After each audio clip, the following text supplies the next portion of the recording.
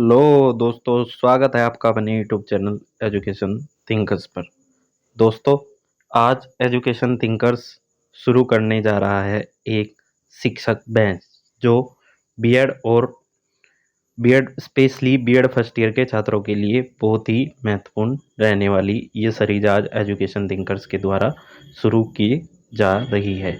आइए बात करते हैं दोस्तों। मां Shakumbhari university Saharanpur, Chaudhary Charan Singh university Meerut, Kurukshetra university, MDU, GU आदि सभी यूनिवर्सिटी में बीएड की क्लासेस शुरू हो चुकी हैं और बीएड फर्स्ट ईयर में एक महत्वपूर्ण सब्जेक्ट रहता है growing up as a learner, यानी कि अधिगमकर्ता के रूप में विकास। ये वाला सब्जेक्ट एक रहता है और इसे साइकोलॉजी के नाम से भी पुकारा जाता है। आज हमारा टॉपिक रहने वाला है मनोविज्ञान एवं अधिगमकर्ता। इस विषय की सीरीज एजुकेशन थिंकर्स के द्वारा शुरू कर दी गई है। आज हम मनोविज्ञान के अर्थ, प्रकृति और क्षेत्र के बारे में अध्ययन करेंगे। इससे पहले हम इस विषय के संपूर्ण सिलेबस पर एक नज़र डाल लेते हैं। क्या इसका सिलेबस रहने वाला है? आपको यदि हमारी वीडियो पसंद आएगी, आपको मैटर पसंद आएगा, तो आप एजुकेशन थिंकर्स को सब्सक्राइब जरूर करें। आइए दोस्तों, शुरू करते हैं। इसमें यूनिट 1 के अंतर्गत क्या क्या रहने वाला है? यूनिट 1 में मनोविज्ञान एवं अधिगमकर्ता, जिसके अंतर्गत हम मनोविज्ञान का अर्थ, प्रकृति एवं क्षेत्र पर विस्तार पूर्वक अध्ययन करेंगे। दोस्तों, ये वो पॉइंट्स हैं जिनका एग्जाम के समय पर मैटर ढूंढना बहुत ही मुश्किल हो जाता है और बुक्स में या मॉडल की सहायता से रट कर एग्जाम देने से कोई फ़ायदा नहीं होता है, क्योंकि यह सब्जेक्ट बाद तक यानी कि सी टैट और अन्य टैट्स में इस सिलेबस के बहुत सारे प्रश्न पूछे जाते हैं। फिर हम बात करेंगे शिक्षा मनोविज्ञान, अर्थ एवं क्षेत्र के बारे में, education psychology, meaning and scope के बारे में। फिर बात आती है व्यक्तिक विभिन्नता यानी कि इंडिविजुअल डिफरेंसेस, जो एक बहुत ही महत्वपूर्ण टॉपिक है। सी टैट और स्टेट टैट में इसका एक बहुत बड़ा योगदान रहता है और इस प्रकार के टॉपिक से जब लघु उत्तरीय या विस्तृत उत्तरीय प्रश्न बनते हैं तो मैटर इतना कम पड़ जाता है कि हम 8 से 10 पेजेस पर इसे लिख नहीं पाते। तो मैं आपको बताऊंगा कि आपको चीज़ों को किस प्रकार से करना है, किस प्रकार एग्जाम में आपको पॉइंट्स टू पॉइंट्स चीज़ों को लेकर चलना है। अब इन व्यक्तिगत भिन्नता में हम पिछड़ा बालक, बाल अपराधी, मेधावी बालक, विकलांग बालक, मानसिक मंदन और धीमी गति से सीखने वाला बालक, अधिगम असमर्थता यानी कि backward children, delinquent children, gifted children, handicap children, mental retardation क्या है, स्लो लर्नर और लर्निंग डिसेबिलिटी, यूनिट 1 में इन सब बातों के बारे में हम बात करने वाले हैं। यूनिट 1 का ये सिलेबस रहने वाला है और आज हम यूनिट 1 के अंतर्गत मनोविज्ञान का अर्थ, प्रकृति एवं क्षेत्र का अध्ययन करेंगे। इसके बाद बात आती है यूनिट 2 की। यूनिट 2 भी एक महत्वपूर्ण यूनिट है, मानव विकास यानी कि ह्यूमन ग्रोथ। इसमें हम विकास की अवस्थाएं, शैशवावस्था, बाल्यावस्था, किशोरावस्था, प्रौढ़ावस्था और साथ ही कुछ थ्योरियों का अध्ययन करते हैं। वो थ्योरी पियाजे की थ्योरी रहती है कोग्नेटिव, ब्रूनर की थ्योरी रहती है कोग्नेटिव। किशोरावस्था में तनाव एवं जो संघर्ष होता है, यानी कि किशोर बालक के सामने जो तनाव की स्थिति रहती है, किशोर बालक हमेशा अपनी उसके सामने आइडेंटिटी क्राइसिस रहता है, तो उसके बारे में इस सब तथ्यों पर हम बात करने वाले हैं यूनिट 2 में, इन सब चीज़ों के बारे में। अब बात करते हैं यूनिट 3। यूनिट 3 है लर्निंग। इसमें पूरे लर्निंग प्रोसेस के बारे में बात की जाती है। आखिर लर्निंग क्या है, लर्निंग का अर्थ क्या है, इसकी विशेषताएं क्या हैं, लर्निंग को कौन कौन से कारक प्रभावित करते हैं और लर्निंग की थ्योरियाँ कैसी हैं, क्या क्या लर्निंग की थ्योरियाँ हैं, किस प्रकार लर्निंग की थ्योरी दी गई है कि मनुष्य कैसे सीखता है। इसमें थोंडाई, पावलोव, स्किनर, कोलर और कर्ट लेविन, इन सभी का योगदान है। इन सब थ्योरियों के बारे में हम विस्तार पूर्वक इस संपूर्ण सीरीज में अध्ययन करने वाले हैं। अब बात करते हैं यूनिट 4 के बारे में। यूनिट 4 आती है मेंटल हेल्थ के लेकर, यानी कि मानसिक स्वास्थ्य।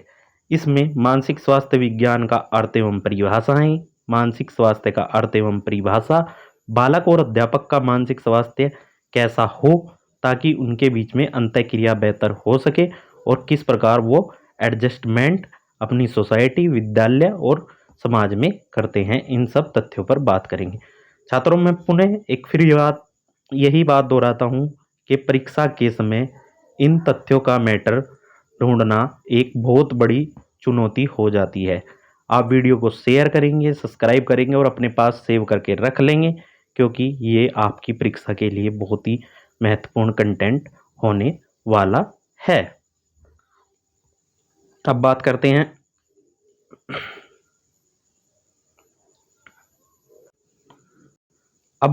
हैं यूनिट 5 की। यूनिट 5 में हम पर्सनैलिटी के बारे में अध्ययन करेंगे कि पर्सनैलिटी क्या होती हैं, क्या क्या पर्सनैलिटी की विमाएँ होती हैं और पर्सनैलिटी के सिद्धांत क्या क्या हैं।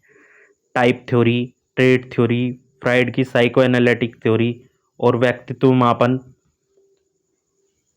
व्यवहारिक और प्रक्षेपी विधियां, इन सब विधियों के बारे में बात करने वाले हैं। यानी कि इस संपूर्ण यूनिट में हम पर्सनैलिटी के बारे में बात करेंगे। फिर हम बात करेंगे यूनिट 6 के बारे में। यूनिट 6 में हम इंटेलिजेंस एंड क्रिएटिविटी के बारे में बात करेंगे। बुद्धि के कितने प्रकार होते हैं, बुद्धि के क्या क्या सिद्धांत हैं, बुद्धि को किस प्रकार मापा जा सकता है, सृजनात्मकता क्या है, सृजनात्मकता के स्तर क्या हैं और सृजनात्मकता का मापन किस प्रकार किया जा सकता है, इन सब तथ्यों पर बात करते हैं। ये था इस संपूर्ण विषय का पाठ्यक्रम सिलेबस। अब इस सिलेबस में हम एक एक पॉइंट का विस्तार पूर्वक अध्ययन करेंगे। कोई भी पॉइंट्स सिलेबस के अकॉर्डिंग ऐसा नहीं होगा जो छूट जाएगा और परीक्षा के समय आपको प्रॉब्लम होगी। संपूर्ण तथ्यों पर विस्तार पूर्वक चर्चा की जाएगी। आइए शुरू करते हैं। जैसा कि मैं कह रहा था कि आज हम यूनिट फर्स्ट का फर्स्ट ही पॉइंट शुरू करने वाले हैं। और फर्स्ट पॉइंट क्या है हमारा? मनोविज्ञान का अर्थ, यानी कि साइकोलॉजी का मीनिंग। अब साइकोलॉजी को समझने के लिए हम इसके मैटर को देखते हैं। आइए बात करते हैं। जैसा कि आप देख सकते हैं, मनोविज्ञान अंग्रेजी में साइकोलॉजी शब्द से बना है, यानी कि इसे अंग्रेजी में साइकोलॉजी शब्द कहा जाता है। और साइकोलॉजी शब्द की उत्पत्ति यूनानी भाषा के दो शब्दों से हुई है। वो दो शब्द कौन कौन से हैं? एक है साइके और एक है लोगस। यानी कि साइके और लोगस को मिलाकर पूरा शब्द बनाया है साइकोलॉजी, जिसमें साइकी का अर्थ है आत्मा और लोगस का अर्थ है स्टडी। कुल मिलाकर के यह निष्कर्ष निकाला जा सकता है कि अंग्रेजी शब्द साइकोलॉजी का शाब्दिक अर्थ है आत्मा का अध्ययन। दूसरे शब्दों में कहा जा सकता है आत्मा का अध्ययन, किंतु साइकोलॉजी शब्द की अध्ययन के क्षेत्र को इंगित करते हुए आत्मा का ज्ञान प्राप्त करता है। परंतु वर्तमान समय में मनोविज्ञान व साइकोलॉजी शब्दों के इन दोनों शाब्दिक अर्थों को स्वीकार नहीं किया जाता। वास्तव में मनोविज्ञान का प्रारंभ दर्शन शास्त्र की एक शाखा के रूप में शताब्दियों पूर्व हुआ था। मनोविज्ञान के अर्थ में बदलाव समय के साथ आता चला गया। आप इस संपूर्ण पैराग्राफ के माध्यम से जानेंगे कि किस किस प्रकार मनोविज्ञान के अर्थ में परिवर्तन आता गया।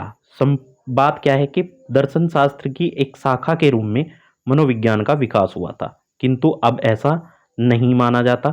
मनोवैज्ञानिकों ने मनोविज्ञान को दर्शन शास्त्र से पृथक कर लिया है और इसे एक स्वतंत्र विषय के रूप में स्वीकार कर लिया है। यानी कि मनोविज्ञानियों ने क्या माना है कि मनोविज्ञान एक अलग विषय है और दर्शन शास्त्र एक अलग विषय है, दोनों की मिलाकर बात नहीं कर सकते। मनोविज्ञान में आधुनिक अर्थ को समझने के लिए मनोविज्ञान की परिभाषाओं के ऐतिहासिक विकास क्रम को समझना होगा, यानी कि किस किस प्रकार समय के साथ मनोविज्ञान की परिभाषा में परिवर्तन हुए हैं। आइए दोस्तों उन तथ्यों पर भी बात करते हैं। जब मनोविज्ञान को आत्मा के विज्ञान के रूप में माना गया तो उसे किस प्रकार परिभाषित किया गया? इसका उत्तर मिलता है कि मनोविज्ञान दर्शन शास्त्र की वह शाखा है जिसमें आत्मा का अध्ययन किया जाता है। मनोविज्ञान की यह परिभाषा 16वीं शताब्दी तक प्रचलित रही, परंतु बाद में आत्मा की प्रकृति के संबंध में शंकाएं उत्पन्न होने लगी तथा तत्कालीन मनोवैज्ञानिक आत्मा की स्पष्ट परिभाषा, उसके स्वरूप, उसके रंग रूप व आकार स्थिति के बारे में विधियों को स्पष्ट करने में असफल रहे और 16वीं शताब्दी के अंत तक इस परिभाषा को नकार दिया गया। यानी कि आत्मा के अध्ययन के रूप में प्रारंभ में साइकोलॉजी को संबंध में साइकोलॉजी को परिभाषित किया गया, किंतु 16वीं शताब्दी का अंत आते आते मनोवैज्ञानिक इस बात से असंतुष्ट होने लगे कि साइकोलॉजी के द्वारा आत्मा का अध्ययन किया जाता है या साइकोलॉजी को आत्मा के अध्ययन के रूप में परिभाषित कर सकते हैं, ऐसा नकार दिया गया। और उसके बाद क्या हुआ, फिर आत्मा के विज्ञान के रूप में मनोविज्ञान की परिभाषा अस्वीकृत हो जाने के बाद मध्ययुगीन मनोविज्ञानों को मस्तिष्क विज्ञान के रूप में परिभाषित करने लगे। यानी कि जब आत्मा के रूप में मनोविज्ञान की परिभाषा नकार दी गई तो मध्यकालीन में क्या हुआ, फिर मनोविज्ञान को मस्तिष्क के विज्ञान के रूप में परिभाषित किया जाने लगा। धीरे धीरे मनोवैज्ञानिक मस्तिष्क की प्रकृति का स्वरूप को स्पष्ट रूप से निर्धारित नहीं कर सके और इस संबंध से असंतुष्ट होकर इस विचार को भी त्याग दिया गया। यानी कि मनोविज्ञान को न तो आत्मा के विज्ञान के रूप में परिभाषित किया गया, न ही मस्तिष्क की परिभाषा के रूप में परिभाषित किया गया। फिर बात आती है कि चेतना के विज्ञान के रूप में किस प्रकार परिभाषित किया गया। फिर तीसरे नंबर पर बात आती है चेतना के विज्ञान में। तत्पश्चात मनोवैज्ञानिकों के द्वारा मनोविज्ञान को चेतना के विज्ञान के रूप में व्यक्त किया गया। चेतना के विज्ञान के रूप में, यानी कि मनोविज्ञान को चेतना के रूप में स्वीकार करते हुए कहा गया कि मनोविज्ञान चेतन क्रियाओं का अध्ययन है, परंतु वे चेतन शब्द के अर्थ को स्पष्ट नहीं कर सके। ये तो कह दिया गया कि चेतन क्रियाओं का अध्ययन है, अब इस चेतन शब्द के अर्थ को स्पष्ट करने में मनोवैज्ञानिक असफल रहे और इस प्रकार यह परिभाषा को भी नकार दिया गया। अंत में एक महत्वपूर्ण पॉइंट्स को माना गया जिसके रूप में साइकोलॉजी को परिभाषित किया जाता है, वो है व्यवहार के विज्ञान के रूप में, जो कि वर्तमान में भी प्रचलित परिभाषा है। आप इस मैटर को बहुत अच्छे से और ध्यानपूर्वक समझेंगे। आइए बात करते हैं। 20वीं शताब्दी के प्रारंभ में मनोविज्ञान व्यवहार के विज्ञान के रूप में स्वीकार किया जाने लगा। वॉटसन, वुडवर्थ, स्किनर आदि मनोवैज्ञानिकों ने मनोविज्ञान को व्यवहार का एक निश्चित विज्ञान माना। स्किनर और वुडवर्थ तथा वॉटसन के बारे में, स्किनर की लर्निंग थ्योरी के बारे में, इन सब के बारे में बात करेंगे तो यह चीज़ें और धीरे धीरे स्पष्ट होती चली जाएंगी। वर्तमान समय में मनोविज्ञान की इस परिभाषा को ही सर्वमान्य परिभाषा के रूप में स्वीकार कर लिया गया है। इस प्रकार जब मनोविज्ञान का अर्थ कई बार परिवर्तित हुआ तो इस बात को लेकर वुडवर्थ ने एक अभिव्यक्ति की थी, जो कि आपको ध्यान रखनी है। आप बीएड फर्स्ट ईयर के छात्र हैं, आपको बहुत सारी इस प्रकार की बातें ध्यान रखनी है जो डायरेक्ट सीटेट और जब एकेडमिक प्रोग्राम की परीक्षा होती है बीएड में, उन कोटेशन को यदि आप लिखेंगे तो एक बहुत ही बेहतर प्रभाव एग्जामिनर के ऊपर पड़ता है। जिस प्रकार की ये कोटेशन है, मान लीजिए आपके पास एक प्रश्न आया कि आप मनोविज्ञान के अर्थ और प्रकृति को स्पष्ट करते हुए लिखिए, तो आप इस प्रकार की कोटेशन यहाँ देंगे। इसमें क्या कहा गया वुडवर्थ के द्वारा? वुडवर्थ ने कहा कि सर्वप्रथम मनोविज्ञान ने अपनी आत्मा का त्याग किया, यानी कि सर्वप्रथम मनोविज्ञान को आत्मा के रूप में परिभाषित किया गया था। फिर इसने अपने मस्तिष्क का त्याग किया, दूसरे नंबर पर मस्तिष्क के रूप में परिभाषित किया गया था। फिर इसने अपनी चेतना को त्याग दिया, तीसरे नंबर पर चेतना के रूप में परिभाषित किया गया था। अब यह व्यवहार की विधि को स्वीकार करता है। यानी कि आप पॉइंट टू पॉइंट याद रखेंगे कि मनोविज्ञान ने पहले अपनी आत्मा का त्याग किया, फिर इसने अपने मस्तिष्क को त्याग दिया, फिर इसने अपनी चेतना को त्याग दिया और अब यह व्यवहार की विधि को स्वीकार करता है। यह वुडवर्थ ने कहा था, किसके लिए? जब मनोविज्ञान को परिभाषित करने की बात आती है तब। अब आगे चलते हैं, वर्तमान में मनोविज्ञान की कौन कौन सी परिभाषाएं प्रचलित है उनके बारे में बात कर लेते हैं। वर्तमान में मनोविज्ञान की कुछ परिभाषाएं इस प्रकार देखने को मिलती हैं। अब वो परिभाषाएं कौन कौन सी हैं वो आपके सामने इस प्रकार हैं। बारेन के अनुसार मनोविज्ञान जीवधारी तथा वातावरण की परस्पर अंतःक्रिया से संबंधित विज्ञान है। बारेन ने कहा कि जो जीवधारी है, यानी कि जो मनुष्य है और जो वातावरण है, उसके मध्य जो अंतःक्रिया हो रही है उससे संबंधित विज्ञान, और विज्ञान का क्या अर्थ है? क्रमबद्ध अध्ययन चीजों का, यानी कि जब मनोविज्ञान उसे ही कहते हैं जब एक जीवधारी तथा वातावरण की अंतःक्रिया के मध्य वैज्ञानिक रूप से अध्ययन किया जाता है, वह मनोविज्ञान कहलाता है। मन के अनुसार कौन कौन सी परिभाषाएं दी गई? एक साइकोलॉजिस्ट हुए मन महोदय ने कहा कि आधुनिक मनोविज्ञान का संबंध व्यवहार की वैज्ञानिक खोज से है, यानी कि जो वर्तमान में मनोविज्ञान का अर्थ लिया जाता है उसका मतलब है कि व्यवहार की वैज्ञानिक खोज, कि व्यवहार किस प्रकार एक क्रमबद्ध तरीके से आगे बढ़ रहा है, किस चीज का कैसा रिएक्शन होता है, उसके बारे में बात की है मन महोदय ने। इसके बाद बात करते हैं वॉटसन के बारे में। वॉटसन ने मनोविज्ञान को व्यवहार के धनात्मक विज्ञान के रूप में परिभाषित किया है, यानी कि व्यवहार के धनात्मक परिवर्तन और व्यवहार का धनात्मक स्वरूप ही मनोविज्ञान है, ऐसा वॉटसन महोदय का मानना था। कुछ अन्य परिभाषाएं की बात करते हैं। करो एवं करो के अनुसार मनोविज्ञान मानव व्यवहार एवं मानव संबंधों का अध्ययन है।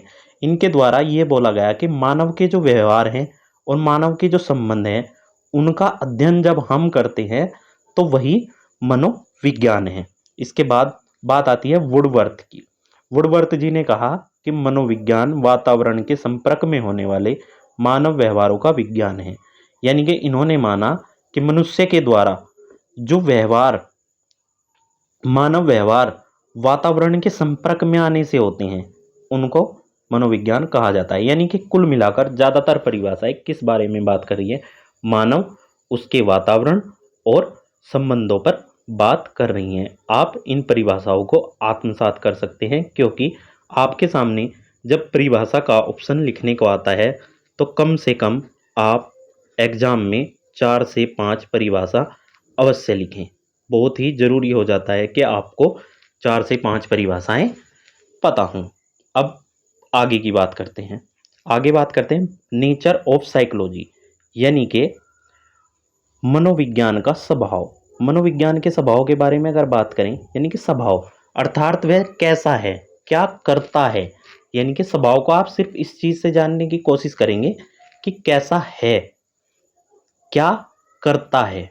जब भी आप स्वभाव या प्रकृति के बारे में बात करते हैं तो क्या, कैसा है और क्या करता है। अगर आपने इन दो बातों का जवाब दे दिया तो आप किसी भी पॉइंट्स की प्रकृति के बारे में बहुत बेहतर तरीके से लिख सकते हैं।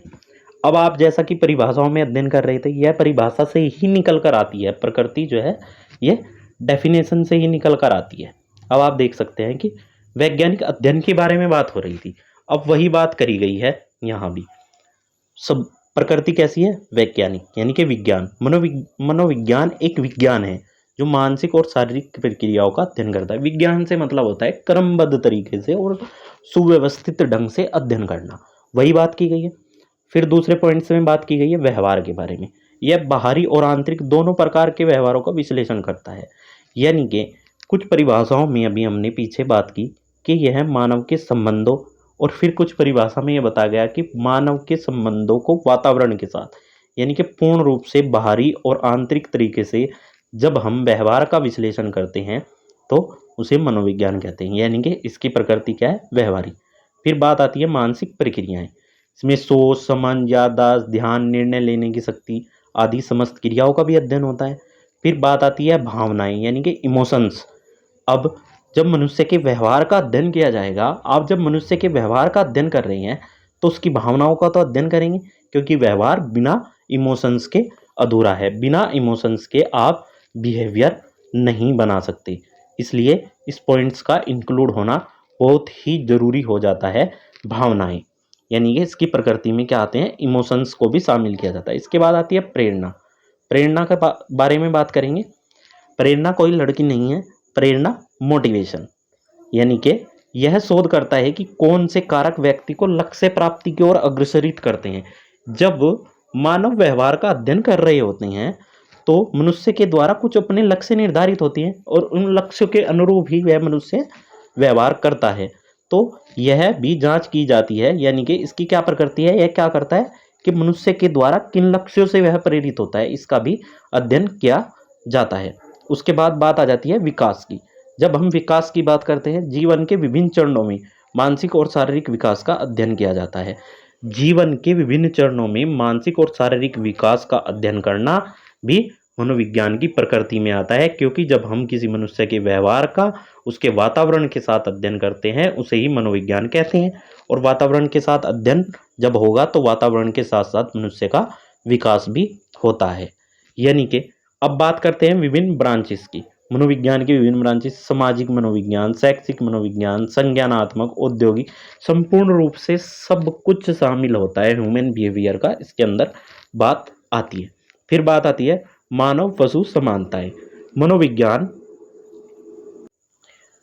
मानव और जानवरों के व्यवहार के समानताओं का अध्ययन करता है। हम आगे बढ़ेंगे तो पढ़ेंगे कि स्किनर ने चूहों पर प्रयोग किया, चूहों पर, थॉर्नडाइक ने बिल्ली पर प्रयोग किया, पावलोव ने कुत्ते पर प्रयोग किया, और यह सब किस विषय के अंतर्गत है? साइकोलॉजी, यानी कि मनोविज्ञान के अंतर्गत। यानी कि उन्होंने देखा कि ये सब जानवर किस प्रकार सीखते हैं और उसी पैटर्न को मानव पर फॉलो कर दिया। वही बात यहाँ की गई है। हम प्रकृति में क्या अध्ययन करते हैं? प्रकृति में अध्ययन करते हैं कि कैसा है और क्या है, इन दो बातों के जवाब ढूंढते हैं। तो मानव पशु में समानताओं के अध्ययन करता है। फिर बात आती है मानव विकार के बारे में। मानव विकार के बारे में जब हम बात करते हैं तो यह मानसिक विकारों और उनके उपचारों पर ध्यान केंद्रित करता है। यानी कि मनोविज्ञान में आपके इस सब्जेक्ट में एक यूनिट मेंटल हेल्थ और उन समस्याओं के बारे में भी है जो दिमाग से संबंधित है। तो उन्हीं तथ्यों के बारे में जब यह बात करता है तो उनके उपचार के बारे में भी बात करता है। फिर बात आती है एप्लीकेशंस की, आवेदन की। मनोविज्ञान का उपयोग शिक्षा, स्वास्थ्य, कार्यस्थल और सामाजिक जीवन में होता है। यानी कि इसका प्रयोग कहाँ कहाँ होता है? जीवन के प्रत्येक क्षेत्र में, मुख्यतः शिक्षा, स्वास्थ्य और कार्यस्थल, इन क्षेत्रों पर इसका प्रयोग होता ही होता है। नेक्स्ट बात करते हैं मनोविज्ञान के क्षेत्र के बारे में। मनोविज्ञान का क्षेत्र यानी कि स्कोप ऑफ साइकोलॉजी। साइकोलॉजी के बारे में जब हम क्षेत्र के बारे में बात करते हैं, यानी कि कितना क्षेत्र पर्टिकुलर पॉइंट्स ने कवर किया है। जैसे कि हम मनोविज्ञान की बात करते हैं तो मनोविज्ञान के क्षेत्र के अंदर हम किन किन चीज़ों का अध्ययन करते हैं वो सब स्कोप के अंदर आ जाता है। अब उसी के बारे में हम बात करने वाले हैं, यानी कि सामान्य मनोविज्ञान। सामान्य मनोविज्ञान से तात्पर्य है कि इसके अंतर्गत सामान्य प्राणियों के व्यवहार का वर्णन किया जाता है। फिर आता है असामान्य मनोविज्ञान। असामान्य विज्ञान मनोविज्ञान के अंदर जाहिर सी बात है, जब सामान्य मनोविज्ञान के अंदर सामान्य अध्ययन किए जाते हैं तो इसके अंदर असामान्य प्राणियों के व्यवहार का अध्ययन किया जाता है। फिर इसकी एक शाखा देखने को मिल जाती है मानव मनोविज्ञान। इसमें मनुष्य के व्यवहार का पूर्व कथन यानी कि यह व्यक्ति क्या करने वाला है। आपने देखा होगा कि पक्की बात है यह गिरने वाला है। मान लीजिए कोई व्यक्ति बाइसाइकिल चला रहा है और एक व्यक्ति घोषणा कर देता है कि यह अब गिरेगा, क्योंकि वह उसके बैलेंस, उसके नियंत्रण को देखकर ऐसा करता है। यानी कि उसके व्यवहार का उसने अध्ययन कर लिया है और व्यवहार का अध्ययन करके पूर्व कथन किया है, इस प्रकार से। फिर बात आती है पशु मनोविज्ञान की। जब पशु मनोविज्ञान की बात आती है तो इसके अंतर्गत हम पशुओं के व्यवहार का वर्णन और उनके बारे में पूर्व कथन करते हैं। जैसे कि मान लीजिए हमारे पास एक पशु है, काऊ है घर में। जो किसान क्षेत्र के बच्चे हैं वो समझेंगे। जब वह काऊ गलती से मान लीजिए इधर उधर चक्कर काट रही है और बार बार बैठ जाती है और उठ जाती है, तो एक बेसिक आइडिया लिया जाता है कि शायद इसके पेट में कहीं दर्द तो नहीं हो रहा है। उसी प्रकार पशु मनोविज्ञान में पशुओं के व्यवहार, वर्णन और नियंत्रण का अध्ययन किया जाता है। फिर बात आती है बाल मनोविज्ञान की। जब ये बाल मनोविज्ञान है, जाहिर सी बात है इसमें बालक के व्यवहार, पूर्व कथन और उसके नियंत्रण का अध्ययन किया जाएगा। अन्य शाखाओं के बारे में बात करें, किशोर मनोविज्ञान यानी कि किशोरों का अध्ययन किया जाता है। प्रौढ़ मनोविज्ञान, इसमें इसी प्रकार प्रौढ़ों का अध्ययन किया जाता है। औद्योगिक मनोविज्ञान, इसमें औद्योगिक क्षेत्र की गणना की जाती है। यानी कि कब सेंसेक्स बढ़ेगा, कब नीचे गिरेगा, बाजार की क्या स्थिति है, इत्यादि प्रकार की जो हम सेंस लगाकर अपना इन्वेस्ट करते हैं वो औद्योगिक मनोविज्ञान के अंदर होता है। फिर बात आती है समाज मनोविज्ञान, यानी कि सामाजिक परिस्थितियाँ क्या हैं, पॉलिटिक्स स्थितियाँ क्या हैं, उन सब के बारे में हम इसमें बात करते हैं। और कोशिश करें कि आप संपूर्ण तथ्यों को एग्जाम्पल के साथ लिखें। जैसे मैंने अभी काऊ वाला एग्जाम्पल लिया था, जाहिर सी बात है आप लिख सकते हैं, इसमें कोई दिक्कत नहीं है। आप अपने उदाहरण लिख सकते हैं, क्योंकि आप बैचलर ऑफ एजुकेशन कर रहे हैं, आप कोई छोटे बच्चे नहीं हैं। फिर बात आती है, वापस अगर हम बात करें, फिर आती है सैन्य मनोविज्ञान की, यानी कि इसमें सैन्य क्षेत्र में व्यवहार का अध्ययन किया जाता है। सैन्य व्यवहार का यानी कि किस प्रकार से सैनिक चौकसी पर खड़ा है, सामने से दुश्मन के किस प्रकार देख रहा है, क्या दुश्मन की योजना का आइडिया लगा पा रहा है, उन सब चीज़ों का यहाँ सैन्य मनोविज्ञान में अध्ययन किया जाता है। मैं कोशिश करता हूँ कि आपको किसी भी पॉइंट्स के कम से कम 10 बिंदु देने का प्रयास करूँ, क्योंकि जब आप एग्ज़ाम के समय अपनी एग्ज़ाम की कॉपी में लिखेंगे, आपके सामने 30 से 32 पेज की कॉपी आ जाएगी और वो 30 से 32 पेज की कॉपी आपको महाभारत दिखेगी। इतना आसान नहीं है 3 हावर में उस कॉपी को भर पाना। और मैटर ये नहीं करता कि आप उसको भर रहे हैं, भर तो उसे कोई भी देगा। आप वैलिड मैटर लिखें, आप गलत मैटर नहीं लिखेंगे, क्योंकि आप भविष्य में शिक्षक बनने जा रहे हैं। तो दोस्तों, मेरी तरफ से आज की क्लास यहीं समाप्त हो जाती है और इन पॉइंट्स के बारे में भी आप विचार कर लेना। ये कुछ और पॉइंट्स बचे हैं, इन पर बात कर लेना। विकासात्मक मनोविज्ञान, प्रयोगात्मक मनोविज्ञान, व्यक्तिगत मनोविज्ञान और शिक्षा मनोविज्ञान, इन पॉइंट्स पर बात करना आपका होमवर्क है। किसी भी प्रकार की समस्या के लिए आप कमेंट्स कर सकते हैं, चैनल को फॉलो कर सकते हैं आप। व्हाट्सएप चैनल, टेलीग्राम चैनल और इंस्टा सभी पर आपके लिए मैं उपलब्ध रहूँगा। आपको यदि किसी प्रकार की कोई समस्या बीएड से संबंधित आपको यदि है, तो आप मुझसे संपर्क इन माध्यमों से कर सकते हैं। निश्चित रूप से मैं आपकी सहायता करने का प्रयास करूंगा और इस सीरीज में मेरा प्रयास रहेगा कि समय के साथ साथ आपको teaching process, micro teaching process, आपके असाइनमेंट्स, आपकी फाइल्स और आपके प्रैक्टिकल के बारे में पूर्णतः मैं नॉलेज देता रहूं। किस प्रकार आपको बनानी है, कैसे आपको करना है, वो सब मैं आपको एग्जाम्पल के साथ कराऊंगा। दोस्तों, मैं आपको बता दूं, मेरा नाम गौरव सैनी है और मैं बीएड, एमएड और नेट क्वालिफाइड हूँ एमएसयू सहारनपुर से, माँ शाकुंभरी यूनिवर्सिटी सहारनपुर से। तो इस सीरीज के साथ दोस्तों आज की क्लास करते हैं यहीं समाप्त।